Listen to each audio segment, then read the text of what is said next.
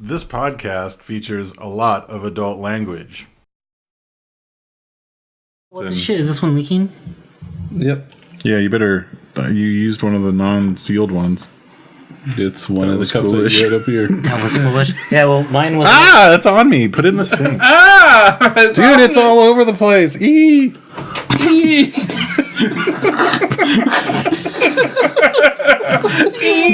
motherfucker. Peasant magic.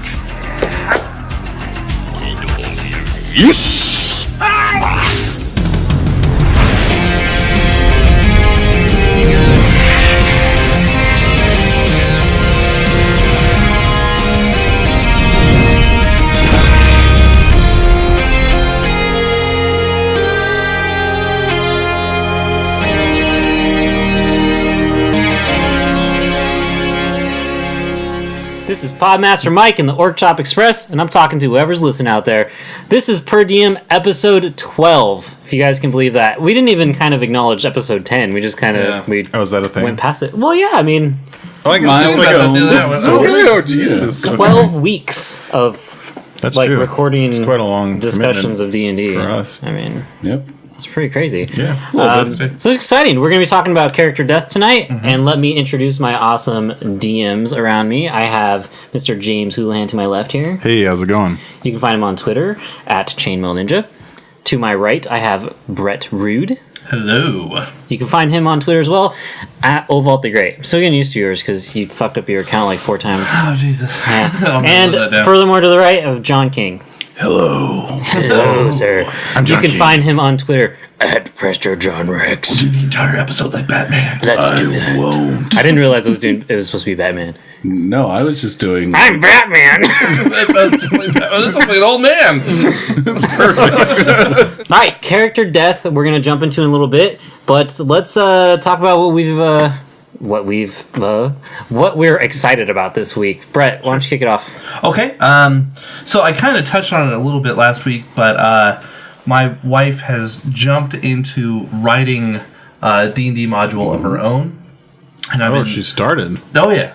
She and what's great, she said, do you have any old monster manuals? Because the current one doesn't have one of the creatures I'm looking for. I was like, what? And I said, yes, right there. It was in the kitchen, like over on the side next to the cat bed. It had like cat hair all over it, but it's like, I think there was third edition monster manual. And yeah, she's sitting there like thumbing through and cackling and laughing, and she's got all these great ideas. I know some of the stuff that she's working on because she's kind of running by me, and I'm kind of coaching her on a few things. But I'm really excited for this because she's even kind of mentioned maybe running the game herself at some point. But she's terribly shy. And no, I say that literally every time I mention her on the show. Is that she's super shy. She's getting less shy, so she's very shy. But yeah, she's getting less so. Well, I'm standing next to your character since you're not going to get nuked and you know where everything is. I don't know what you mean. There's no favoritism there between them. I just mean Brett's helping her make it, so he's not going to go stepping on traps. So, but it's interesting because what she's working on is it's pretty far out there. Like, it's not your normal game of D&D, and that's kind of what she's going for. And what's great is because she's coming into it with such a fresh set of eyes and such a fresh mentality to it that she's kind of just doing her own thing and using D&D to tell this story. And I was like, that's awesome. I think that's great. You know, we played so much D&D, and we know a lot of the tropes. We know a lot of the creatures. Even though we try to separate our player knowledge from our character knowledge, it's hard not to let some of that seep in. And so I honestly think what she's coming up with is going to throw us some curveballs, and I'm excited to see how it pans out. And she's specifically keeping some stuff secret from me because obviously she doesn't want me to be like, oh, there's keys over there, all that stuff. That's That's good. cool. Sounds cool. Well, that's exciting. I'm just and now she's writing. my mind's starting to wander. Like, what if my girlfriend wrote a D&D module? Oh yeah, It'd be hella funny. It would be like, Be like Real Housewives of Waterdeep. or like just some other equally horrible like reality show. Don't give Tiffany any ideas. I hope while we talk tonight, you two think about that a little bit, because I think I feel a D&D commercial coming on. Oh, that's easy. Oh, just a reality show? Yeah. Oh, Yeah, we shit. could do that. Maybe. John, how about you, sir? Well, let's see. I'm really excited because I have rediscovered something that I forgot about because I put it in the back of my brain as "don't ever bother." But Oh, really? yes, but it came to the time to forefront. bother. So I was watching that whole D&D thing at Meltdown Comics last week, Yeah. and they were talking about how Neverwinter Online was going to be on PS4, and I was all like, "Oh yeah, Neverwinter Online." That thing. So then I was like, I messaged you guys like, "I'm going to download it," and I did. I was like, sure. Yeah, I went through Steam because I didn't even see you message that because I was trying to download something on Steam. By the way, Steam. And he's like the only one. Yeah. Yeah.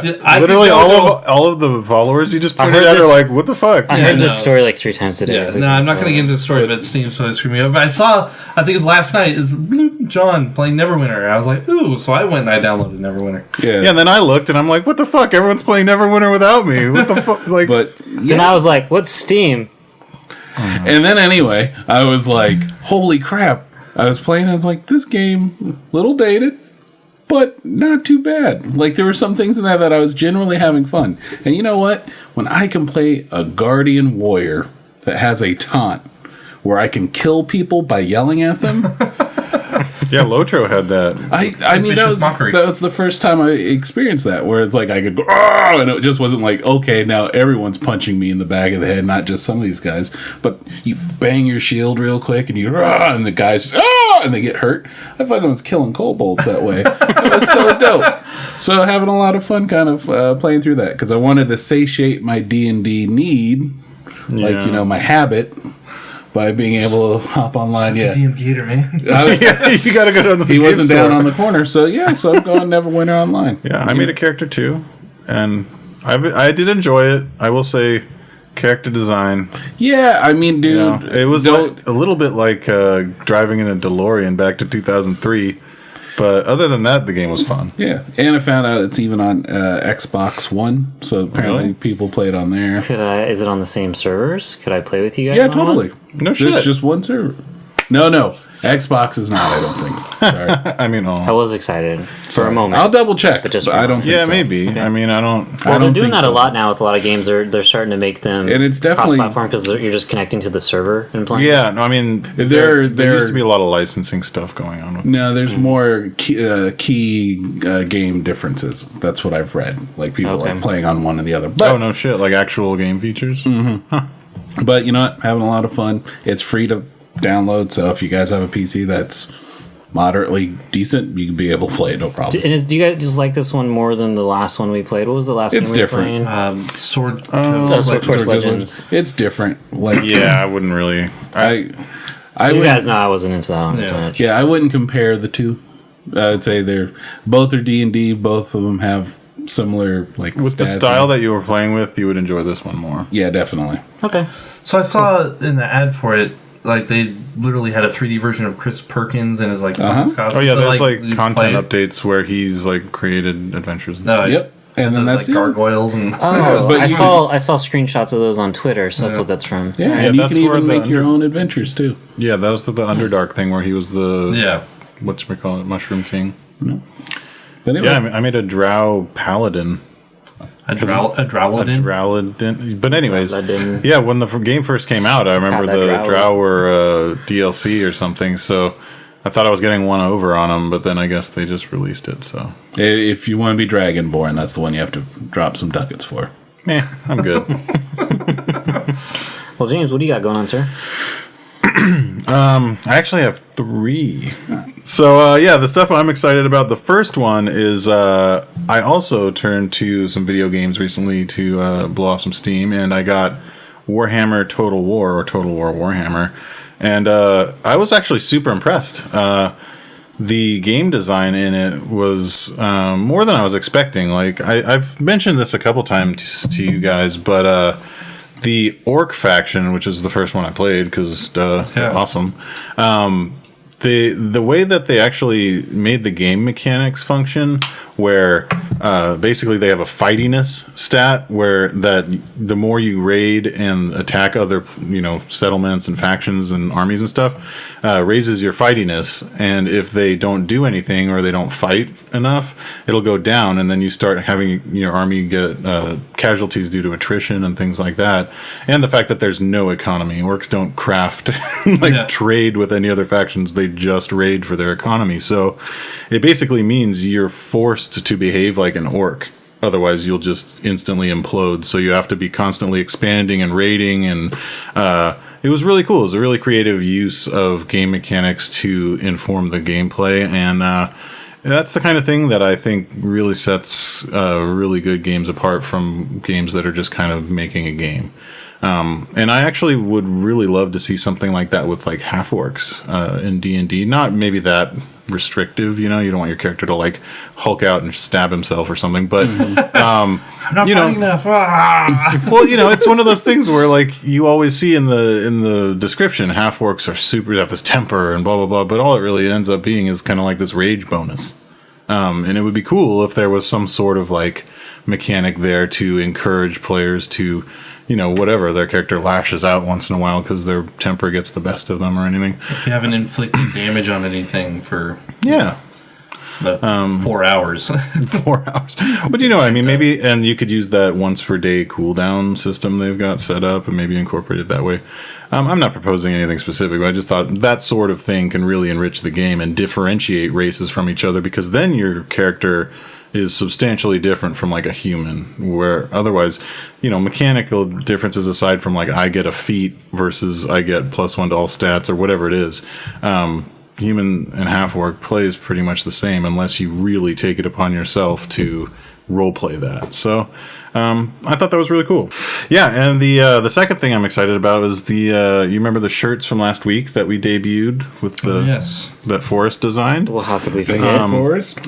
Yeah, so if you're watching this video, that means it's Friday, and that maybe you're watching it after Friday, but the point is they're now available on our TeePublic store, so you can go over and check the link down below and go buy yourself a super sweet shirt. I don't see it. I'm really bad with computers. It's below. Yeah, it's like there it is. Yeah, like the video, and then if you can't see it, hit read more. That's what it is. Oh, okay. So yeah, I'm pretty pumped on about YouTube, that. There's a spot under the video. It says read more. That's YouTube. Yeah. It's called a hyperlink. You click that. It's not like hyperspace though. It's different. Yeah, it's not like telling Chewie to go punch it. But anyways, that's how we should refer to hyperlinks. We're like, just go find that link and punch it. Like punch it. Punch that hyperlink. Okay, so they've gone to plan. Don't get cocky. Yeah, you click that link, but don't get. Anyways, so the third thing I'm excited about, and this is a bit of an announcement for Per DM because our scheduling is going to change for the months of June and July. So this episode included, we will be going to one episode of Per DM per month. And I know what you're thinking, like, I'm freaking out, I need my weekly fix. That's what I was thinking. But the good news is we're doing that so that we can just dive headlong into finishing up the backlog of game episodes we've got, because we've got 8 episodes, like 10 episodes worth of stuff backlog that we've just kind of gotten behind on. So in the months of June and July, you're going to be getting a torrent of new game episodes. So we'll be doing at least weekly, probably 1 or 2 weeks a month. We'll be getting a double episode, depending on, some of them might be merged, but that's all, the minutia of it. So basically, buckle up. And then once we get caught up, we've got a big announcement in August, at the beginning of August, and we're all super excited, but that is unfortunately a big fat iron in our fire, and we can't reveal it just yet. So, sorry. It's huge. Fat irons. Hashtag fat irons. So, yeah, and once we go to August, we'll be going back to a schedule of 2 per DMs per month, and just going to catch up a little bit. Yeah, and then we'll be sticking with a weekly game as well. So that'll be a total of 6 episodes per month, and it'll be awesome. Yeah. It's going to be really great. Sounds good. freaking rad is what it's going to be. I don't have much going on this week. I didn't even write anything down. I know. I technically have blank. I technically have a couple things I'm excited about, but they are irons. They're fires in the iron, and I can't really talk to him or about them. I can't talk to them for sure. Just talk about how excited you are about my beard rings. Svanya's mace should be called Fire in the Iron. Oh Jesus! Iron mace. Those I'm really excited about naming James's mace Fire in the Iron. Ah, there we go. See. Yeah, but it has to be in like Orcish or something. So what does that sound like? Talk fire mace. No, that's Elvish. Dude. Oh, that's Elvish. I'm sorry. Orcish script is much more flowing, and It's a beautiful Elegant. language. It's beautiful. some say some say it's the language of love. I do. Okay. Je m'appelle Fire Iron. Yeah.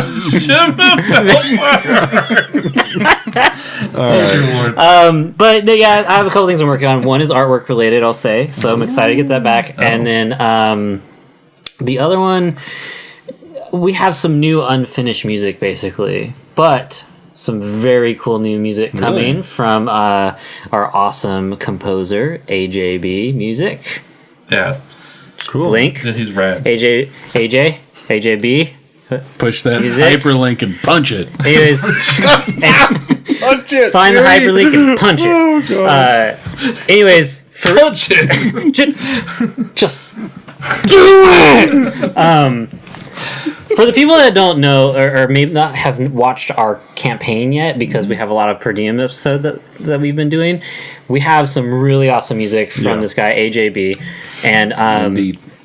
it's really good. I really urge people to check out his channel and just listen to his stuff. You can put it on like while you're at work. It's really fun to listen to, especially if you like scores and stuff. But I'm really excited for the new stuff he's working on. So Yeah, or if you just need music for your campaign, it's like perfect. Yeah. Yeah. It's better than most of those music things. Like I'll be looking on Spotify for music, and some of it's good, but a lot of it's also so iconic. You're like, oh, I'm going to put on Lord of the Rings, and then as we're playing, you're thinking of Lord of the Rings. It's like, Yeah. So you put that on, it's like original music that's Yeah. not associated with And it. I love that, like, we're talking to him about, like, hey, these are the types of things we're doing. This is our tone. And he's telling us the type of things that he wants to work on. I'm like, dude, that's our tone. That's perfect. And so he's making a lot of stuff that fits our style. And I think a lot of people that play games would probably have a similar style. And they would, they'd really like this fantasy music that he's making. Yeah, I mean, it's really awesome stuff. So Yeah.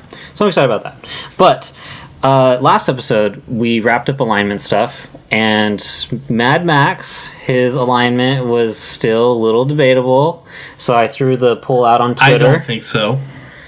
I don't care what you think. I put the poll out on Twitter, and it did end up coming in majority of chaotic good. It was very close with true neutral, actually. Very close with that one. I know it didn't have chaotic neutral listed on here. Was that part of the Twitter thing, or? I actually only listed chaotic good, neutral good, and true neutral. Oh, okay. it was just the obvious default. Did I do that wrong? Do I need to do a new poll or Nah, chaotic? no. I mean, I'm sure if we had chaotic neutral, I feel like those were the ones that we kind of came down to. We talked about the most. Well, the chaotic neutral is coming up a lot, but either way, I'm good with those results. So I'm happy. I trust the internet. Chaotic There's nothing wrong with them. Never lies to me. The internet never fucks up alignment. Don't worry about it. Yeah, not whatsoever. Well, not in this case. Well, now I feel like the poll is tainted, and it's not really an actual Your poll final is tainted. decision. Your poll is tainted. My poll is tainted. You got to get that checked out. Let's No, I shampoo for that. Yeah. Well, I think Head and shoulders. Head and boulders. Oh Jesus. Anyways, Good. Very good. chaotic good is kind of what we came up with, but I mean, I can always throw it back out there if we feel like it's necessary. No, we're good. Let's jump into the topic for tonight: player death. So we're going to talk about players dying in the game. How do we handle that? We even had one of our Reddit questions is player death related, so we might end up kind of answering their question in this topic. But player death, who wants to kick that off? John, do it. Okay, it happens. What are you gonna do? What are you going to do about it? I mean, player death. Be it at the player's hand, the DM's hand, we'll both. Like players killing each other? No, more like players who might not be satisfied with the character, something like that, asked to have them killed off early so they can introduce somebody else. Yeah, I've That's done like it. voluntary. Yeah. Yeah, exactly. Which is the easy one to deal with. The not so easy one is the unfortunate D20 that takes you out. And then we've mentioned it before. It's very difficult when like something that a character that you've like played a lot of games with, you've matured, you've grown, and you've like, okay, I really got this person's number down, and then their number is up. It's really kind of it's a real thing. I think it definitely sucks. It's definitely scary, and I don't know. Like a lot of times as a DM, how to deal with player death. Really? It's tough. Like a lot of times when people get close, I'll be like, okay, that did 4 points of damage. Well, that's the point of a screen, right? Yeah, I mean that's the screen. A lot of times players think, okay, no, they might be fubbing their rolls, which is true. Guess what? I'm going to be like that magician guy who's like behind the magic. Yeah. That screen is there killed. more for your protection than it is for your detriment. Very thankful for that screen. Yeah, because it's a lot of times we don't want to put people through that. And we don't want people to be a little layer of salt, not upset at the adventure, upset whatever. But some DMs Don't care at all. Yeah. And those are the most murderous kinds I know. Yeah. And but yeah, no, it's a fickle thing because it's like something that you care about, and like that's why a lot of times I roll behind my screen and make sure I fub it so someone's really hurt. It's like death can't be there, but So let's talk about like the conditions. Like what? Say you are going to kill a character. Like when is that okay? Well, I've killed a few characters in my time, and I didn't like doing it. murderer.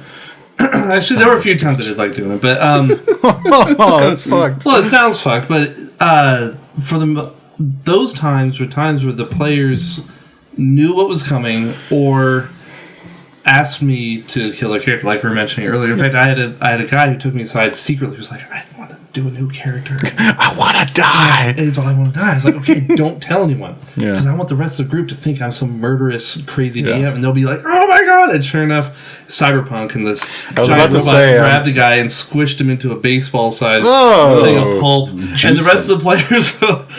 Freaked out, ran away. I was like, excellent. Well, also that's That kinda- Cyberpunk is also a very lethal game. Oh yeah, well yeah, that's Like that's that hard to avoid that. I mean, the first rule in Cyberpunk is like if there's a fight, like dive for cover. That's the rule. Like you don't try and be heroic and like run around unless you're like super cybered up or what. Even then, yeah, and all flesh must be eaten. I've had a blast killing characters in there, but everyone's expecting it. I mean, it's a zombie survival game. Like, Yeah. you make a character, and if your character dies, you're like, "That was epic." I'll make a new one. And it's not that big a deal.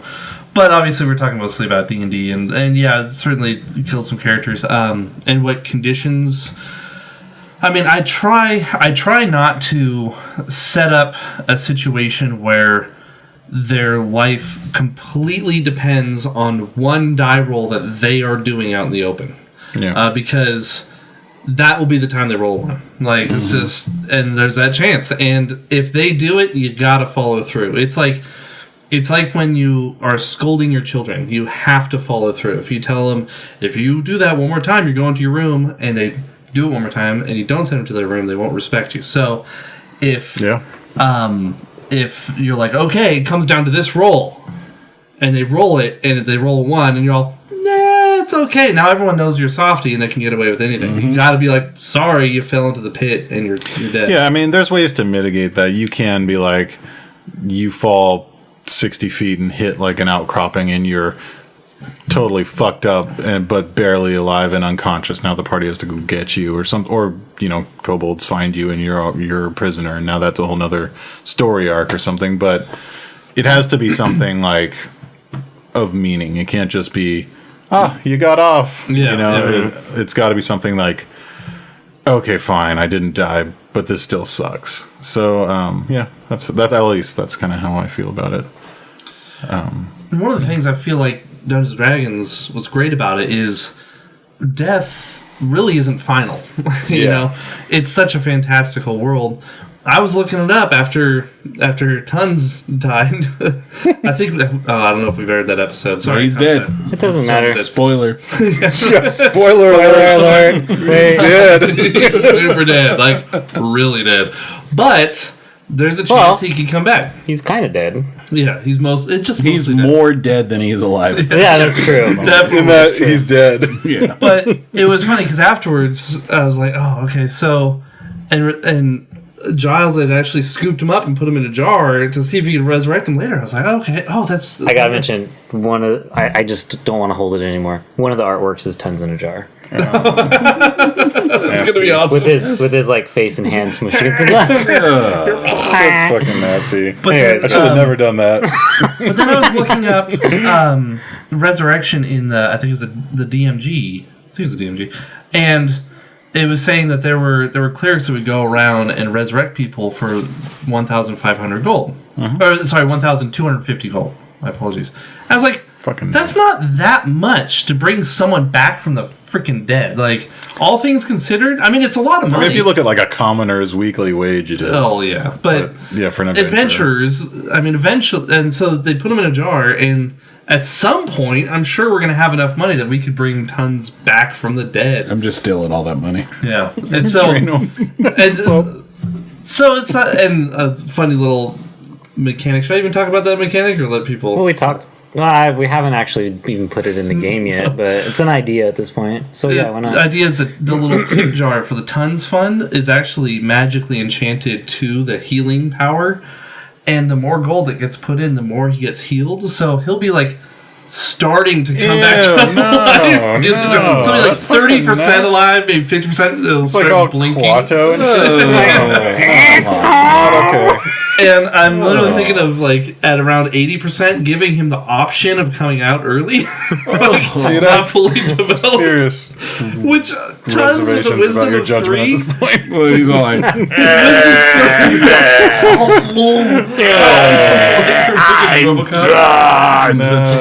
that's gross. Yeah, I'm not good. But I'm gonna save one little thing that we discussed as a surprise.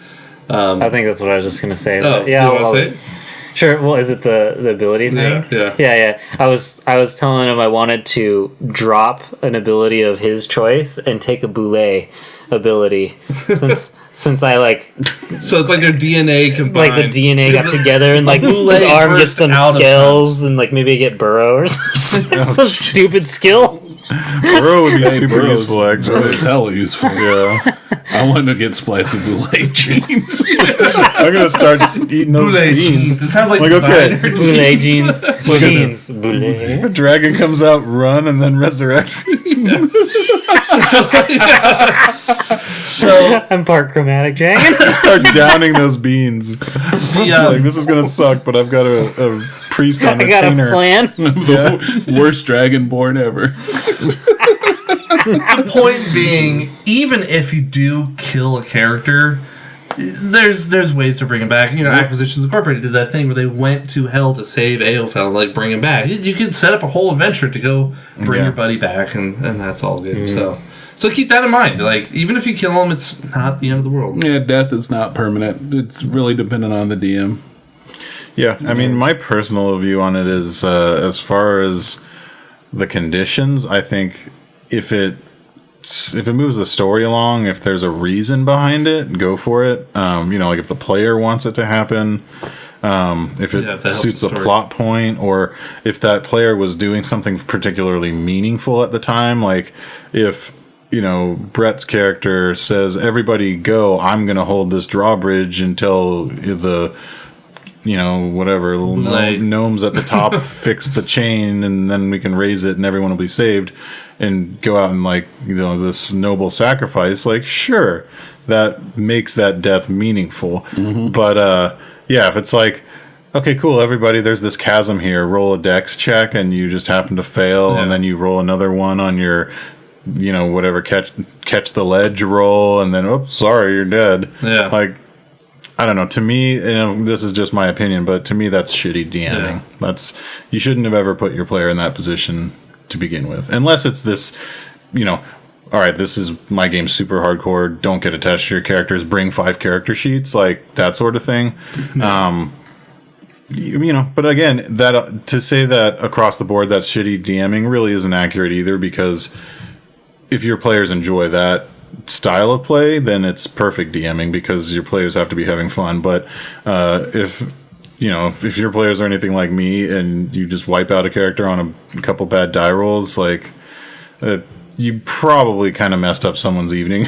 And at the very least, and that's okay too. That's another thing. Like, as a player, it's okay to be pissed off. Like, it's okay to need to take a walk and calm down and be like, because then you can come back and look at it objectively, and maybe there was some sort of context that you didn't see or whatever it is. So, that's my 2 cents. Yeah, I agree. I mean, I've been very fortunate. Like I said, I've never actually died in a game. Oh, really? No. only I remember in an Octavia game, I was like, okay, nope, I know what's needed for this game, and I pretty much made a character that was a carbon copy of another person in the game, and I was like, oh, we don't need 2 of these. So I was like, okay, Brett, I need you to take me out real quick. I already have another character in mind. I'll literally start filling this character out. Oh, yeah. I remember this, yeah. Because I just was like, I figured what was needed. I was just like, yeah, I'm going to make a cool Viking and do all this stuff. And I was like, nope, Viking has been handled. I need to do something different. So, Viking's unlocked. I couldn't tell you how many FUB rolls must have come my way to keep me alive for so long. But so far, I've never gotten there. I've gotten to the point where I've been unconscious, close to death, but I've never died. The only one I can think of is when we had that TPK in Temple of Elemental Evil. Thank you. You weren't the DM. No, but I killed us all. Well, we both. It was you. Well, you killed my character. It was you and Brent holding the rope. Was it? Yeah, he was a dwarf. He was a dwarf, and he let go. I was like, I've got this dwarf, and he walks off, and then I think I've told this story before. That was a long story. Yeah. Basically, it was just this ridiculous rules argument between the players and the DM, and eventually the players just were like, "Fuck it, let's go out." In an elevator, being held up by a rope. You had a ring of Featherfall, right? And you're like, I was a mage; I could cast it. I was just like, but maybe it was a ring. I can't remember, but I just remember I had the option. I'm like, nah. Like, what do I want to continue this adventure solo?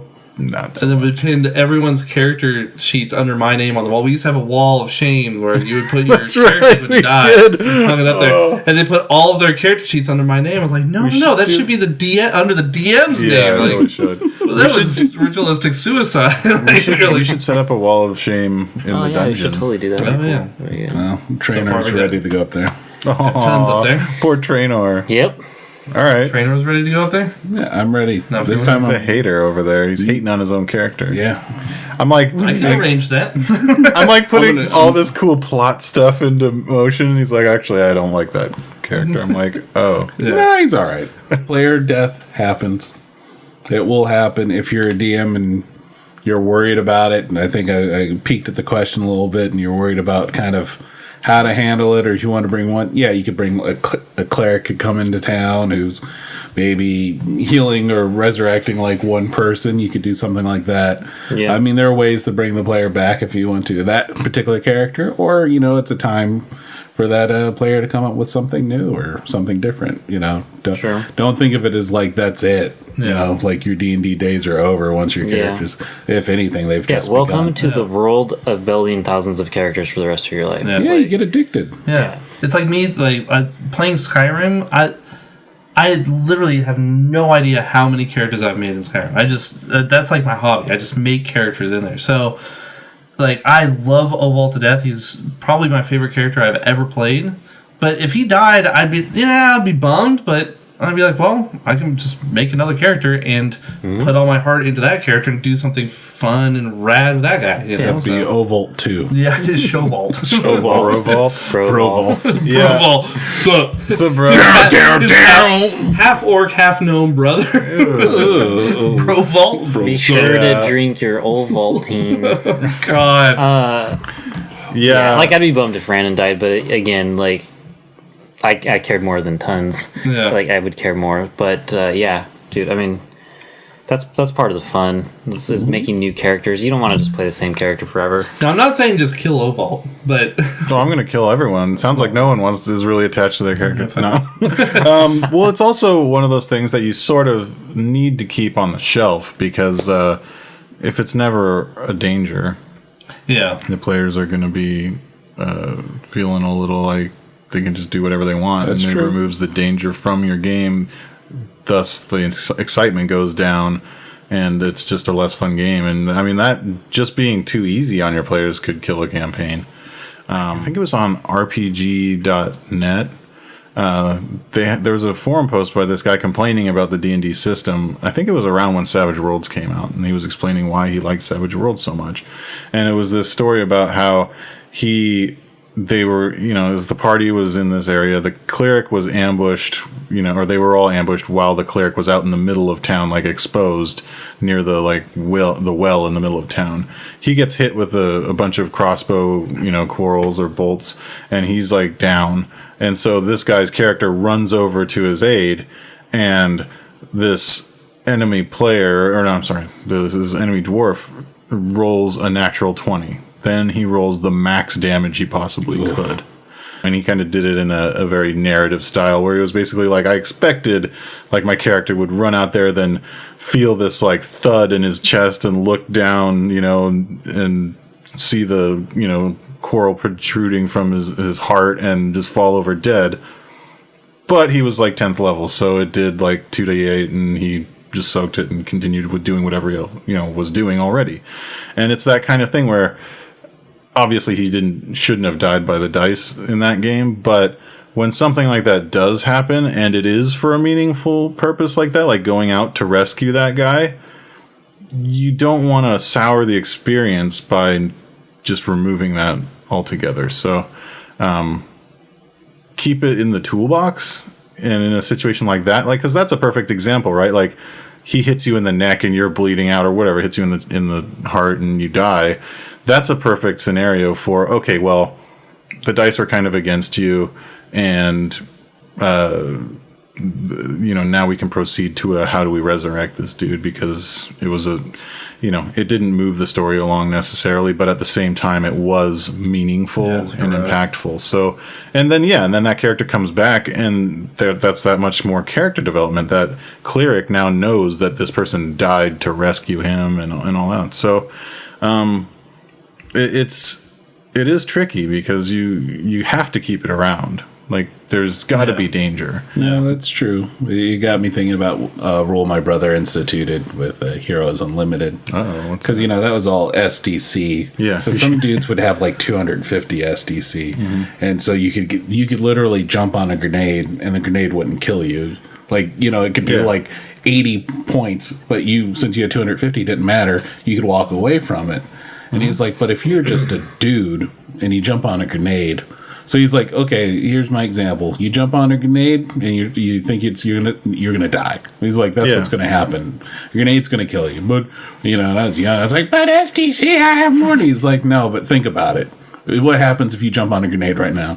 You're probably gonna die. So he's like, so he made those moments where it was like, oh, okay, I don't want to be in that room when that goes off, or it taught me to be a little bit more cautious, because there was that danger. Yeah, you want that, like that. I mean, it's the same thing as Bard shooting the black arrow at Smog. Like, you want to leave those one-shot kills on the table, even if the sword, or not the sword, the mechanics of the game don't necessarily allow for it.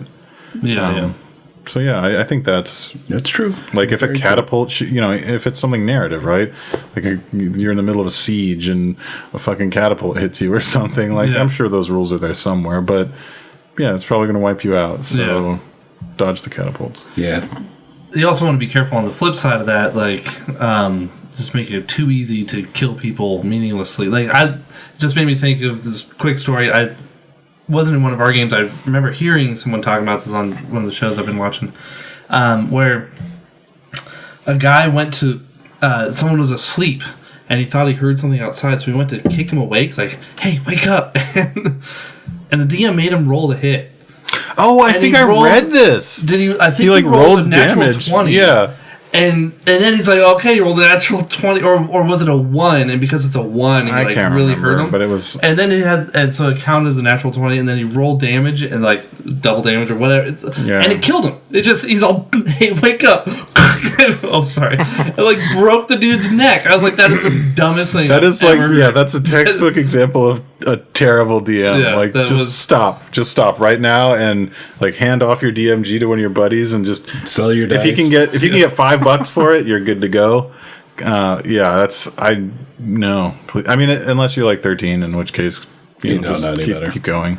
I'll give 500 XP to anyone that posts down below a story about the really bad death that they had in Yeah, let's hear them. I'm curious. And if you have hyperlinks, we'll punch them. Yeah, so I will punch the links. So to punch it That's so right. good. Actually, there was one thing in that bag over there, but it's so far away. Yep. Oh, I well. was gonna say you're offering experience Next. points that Oh.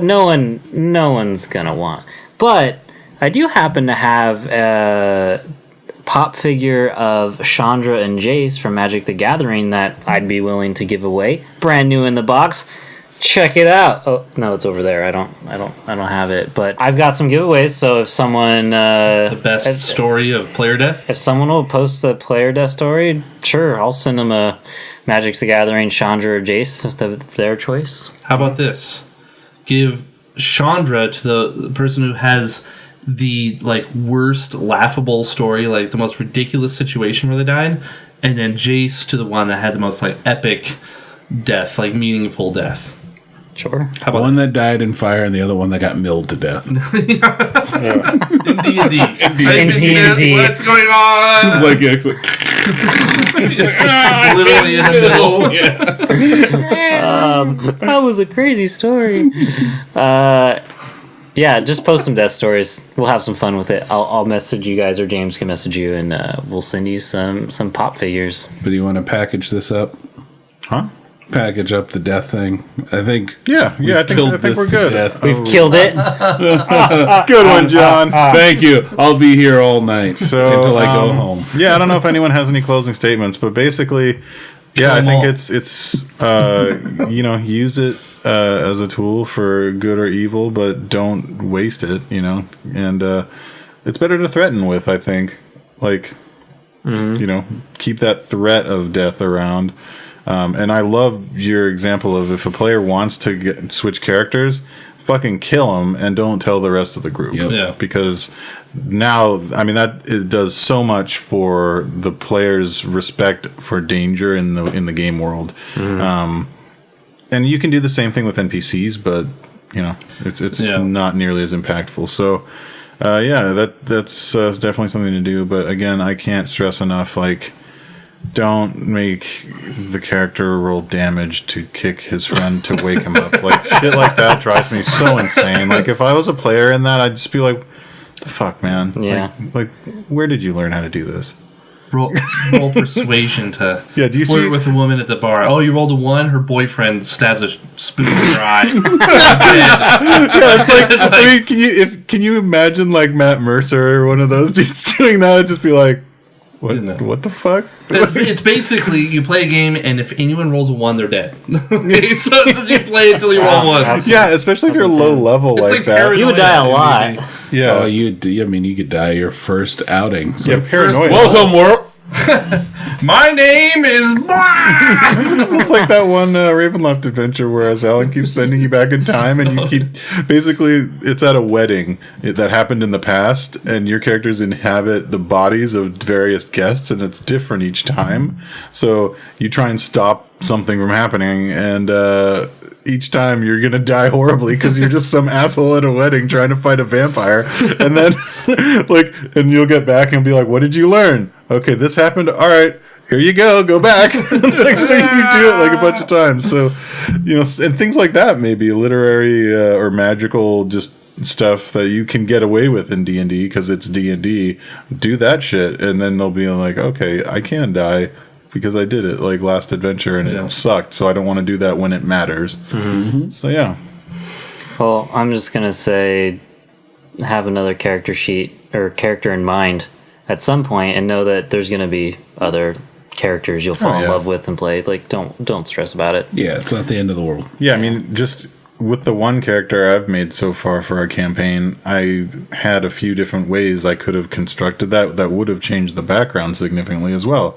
So, as indecisive as I am, now I have 2 or 3 other characters that I could have ready to go off the bat, even if I didn't have another one in mind that's completely different. So, yeah. What is your closing statement, sir? Oh, that kind of was my closing Yeah, I statement. think we're good. Oh, Yeah, but okay. I'm All right, well then. Go ahead and kill the players when it's necessary, but have a plan for bringing them back. Okay. Did you have one? I'd say death happens. Death happens. Thanks, John. It's a great bumper sticker. No, I Death happens. Yeah, roll death happens. Roll a new character. It's all good. Dungeons and Death. Learn to play better. It's like no, sound like Thanos. It's like whatever. Whatever. D&D. You don't Well- win D&D like I do. Before we jump into Reddit questions, I think we have a Real Housewives of Waterdeep commercial to do. Go for it, you guys. So I want to say you're a female half orc, and let's make John a half elf. No, yeah. You look like Beaker. Wow, you do kind of look like Peter. Give me a good race that would argue with a female half orc. Anyone. Anyone? Or, yeah, female elf. What, a female elf? Okay. Female elf and a female half orc. And what are they arguing about? Let's give them like an item. The price of 10-foot rolls. I started to say that and I realized how bad that sounded, but... How about you guys are in a store and there's one 10-foot pole left and you both want it? It's my pole. Listen here, buddy. That's my pole. Yeah. I'm trying to add some female to my voice. And it's not working. But I can see it in your face. It's my pole. I'm taking it here. Yes. You've got another thing. Get some more sass going. Oh, listen here. I'm a high elf. I'm really rich. You're lowly. Dwarf husband. Here's what it is. Oh, it must be rather short in bed. That is my pole. I need it for my pavilion. Why do you think I need it? It's your fault. That's my pole. Give me that pole. I'll never walk. Oh, Jesus. She just got prison shanked. Next time on Waterdeep Housewives. That was nothing like Real Housewives at all. That was Yeah, I don't think I've ever seen anyone shanked with a pool cue. Okay, and let's change the show name. Next time on Waterdeep Maidens. Real housemates. You know that half walked into me in the store the other day, stole my 10-foot pole. Only got 3 feet out of it. I just don't think elves understand how much orcs need poles. Oh, God. I can stuff that whole thing down my gullet. That's what you use a pole for. Okay. Well, that was interesting. Hey, you know what? You had to commit. Yeah, no, I enjoyed that. So Reddit question. That's what you get. It's all about commitment. That's what you get when you commit. So the Lizzie Bee, their question about running Lost Mines of Fandelver about character death, I feel like you kind of use that as some scenarios, so I think they will have gotten an answer out of that. Oh, but Yeah, there was one thing that they do mention here was because he was more questioned with how to award experience points because only 2 of them survived and we're not really sure what to do. Any help would be appreciated. Give everyone the same amount of experience Yeah, points. they, Don't be a look, dick. they Yeah, were all don't- there. It doesn't matter. 2 of them died and there's half an adventure left. Don't hold that against them. Just give it all to them. Sure. That's what I would say. Yeah, Oh, I would. done. I would agree Read with it that. over. Yeah. We're done. That was easy. Okay, Skirt Safari. What did they say?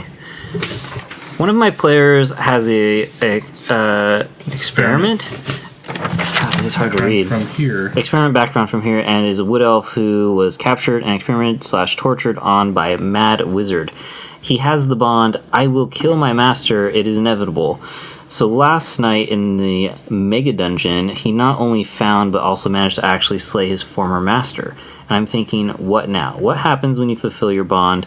I'll want him to write a new one, but something tells me there should be some form of reward or boon for success. Finishing your personal quest. Ideas. Yeah. James. So I'm Curious to see what you're going to say, James. well, this one I thought was pretty freaking easy, actually. Not to downplay the fact that it's a question, but I mean, one of the ways that the DMG, or I think it was the Player's Handbook, talks about delivering experience is by campaign goals. And I think you can layer that on top of whatever XP reward system you're already using. And it's a little different from, penalizing players who got taken out in combat. You're rewarding someone who's attained a major milestone in their character's story arc. So, yeah, I mean, throw them some extra XP, give them half a level or even a level. I mean, if it's been something that's like a long time coming, yeah, boom. Like, you just leveled up wherever you're at or whatever you want to do. I don't think an XP is out of the realm of, as far as rewards. Or you could just go for magic items. Characters love those. Yeah, those are Players. great. It's funny, I've noticed since we started doing this podcast, I say players when I mean characters and characters when I mean players a lot of the time. It's really funny. I just use them. Yeah, I just use them interchangeably. I'm like, yeah, and when one of your players dies, blah blah blah blah blah. I'm like, oh wait, that's You gotta different. find a new player for your game. That's really sad, actually. So, yeah, I think, just if you, and it's with story objectives like that, I think it's easier to lay it out when you write those stories. Mm-hmm. What do I want to have happen? And usually, if you look hard enough, you can find something in that character's background. Like, if this was, it was like his former master. Yeah. Yeah, I think. Okay, Yeah, dude, that's easy mode. His former master had this awesome staff that he's always coveted, but he never had it. Now you have it. You killed your master. Like, Yeah. just look. When in doubt, I feel like look to the backstory of the players, and you can see what they want. Yeah. Mm-hmm. My 2 cents on it was he was mentioning, what now? I think it would be great if, keeping that in mind, having something else. Because he's like, he wants to form another bond or whatever it is, a commitment to Apprentice. Yeah, either that or my idea was he finds crumpled up in his hand some note from the guy who was his master, who had set him up to do the experimentation. Yeah. So now he's just going on up the chain, So now it's like, now he has a new target, and it's for the same reasons, but it's just he's unraveling the bigger. I would give him an apprentice. Because I could see a character like that wanting to do it right. This is how you don't experiment on your people. But and also that reinforces the now he is the master sort of thing. But yeah, that sounds. Those actually, I'll just do both because those both sound awesome. And a magic item. Someone else grab a question XP. too. What? I'm just saying someone else can pick a question. Well, I got one here. Do it. So I'll read it quickly. This is from Eat More Turkey. Spelled EETMORTURKEE. I thought that was great. Anyway, is there a good way to multi-class secretly? I like this one because I've done this. I probably won't unless I find a good RP to go with it, which I haven't yet. But I'm really curious. It would be cool to multitask. That's probably autocorrect. Yeah. Cool to multi-class into rogue without the rest of the party realizing it. Slowly becoming more secretive, gaining advantages, etc. I know there's a wall between player knowledge and character knowledge, but when playing with noobs like us, the wall is more like a picket fence sometimes. In any case, the group has been leveling up at the same time and chatting about bonuses and such, so I feel like if I tried to multi-class, they'd figure it out.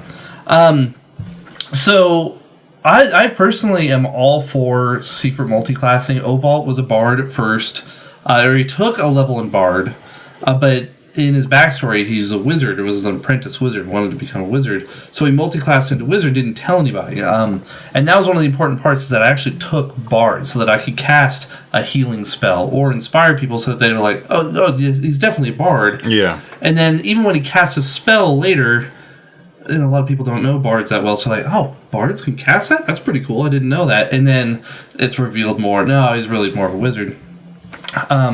So I think multi-classing secretly is fine. Just don't expect that secret to last too long. Yeah. Well, with veteran players at least, because they're gonna figure out, oh, I'm a fighter, and then you shoot a fireball out of your hand. They're gonna be like, nah, I don't think it's a fighter. It sounds like he's talking about rogue, and that can also be it's a tough one because it really depends greatly on what abilities you're dipping into rogue for, or if you're just switching over because. 2d6 extra damage or whatever it is, or the d6 extra backstab. Like, it's a little hard to, you'd have to come up with something else, a reason. You can't be passing notes every time you roll damage. Yeah. Mm-hmm. Gotta coordinate with your Or, DM. you could just talk to the DM and be like, hey, when I give you the signal, it's extra d6, yeah. roll it behind the screen. And when he mentions multi-classing into rogue, I apologize, I said he. I'm not sure if this is a man or woman. So when they said that they want to multi-class into rogue, the thing that makes me nervous about rogues specifically is, what's your inspiration for becoming a rogue? Are you going to try to do secret stuff to the other players? Are you going to secretly try to steal their stuff or undermine their things? That might be an inspiration. I would strongly suggest against that. That's just going to piss people off, and they're not going to like you very much.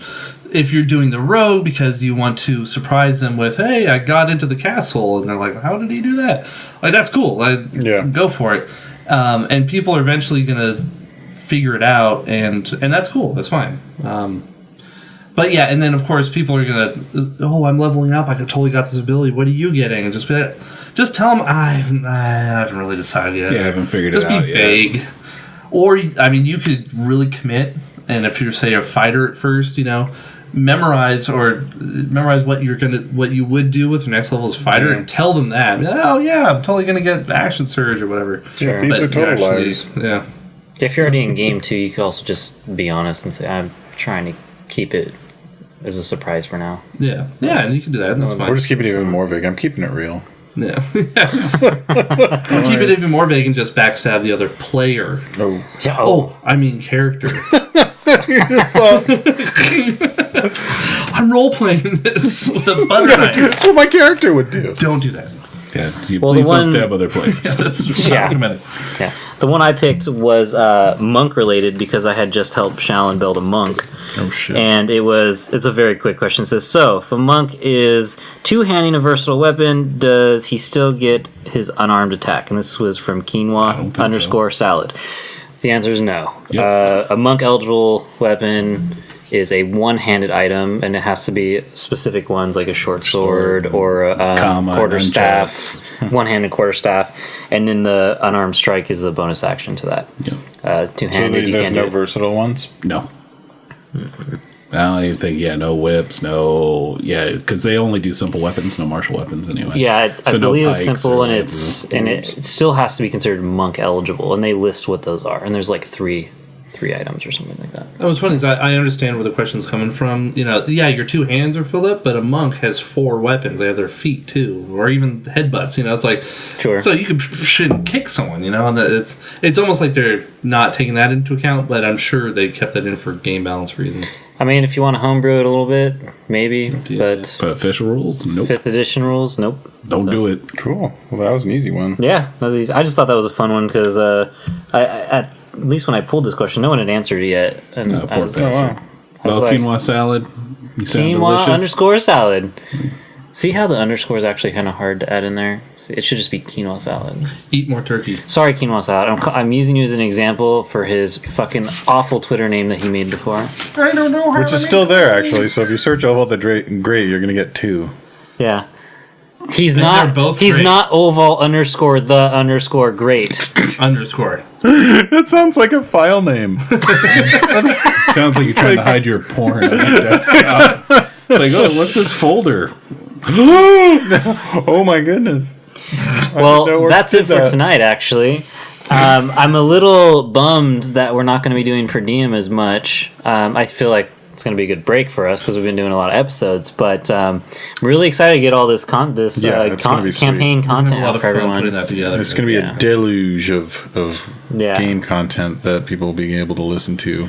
Yeah, so make sure you guys all get caught up with the last CMS episode. A storm rides in. Someone do it. Why do you do it? A storm. What rides in? Rides in. A storm rides in. Yeah. Check that out.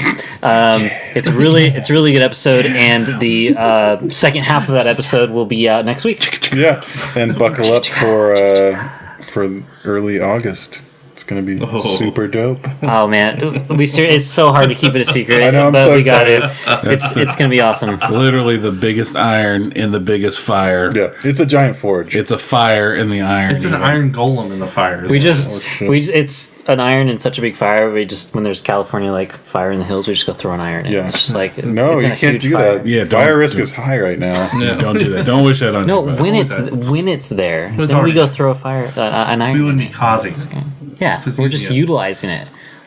I'm not sure if I'm on board. I don't follow, You lost me. but I do know. Fire is a volcano. Yeah, but it's going to be sweet. So It's gonna be awesome. And the iron is a golem. All right, everyone. Yeah, let's- Thanks for watching Per Diem episode 12, and episode 13 will be out later this month. Yeah, June, July, What? next month, whatever. It's gonna be out in a while. It's like the beginning Watch some of- campaign episodes. Reach out to us on Twitter at Orc-Chop Express. Make sure to check out the website orcchopexpress.com, and please subscribe to the YouTube channel. And seriously, just watch these campaigns because we had so much fun playing them, and I think you guys are gonna really enjoy listening to them. So T-shirts. t-shirts. Check out the new T-shirts. T-shirt. T-shirt up. Do it.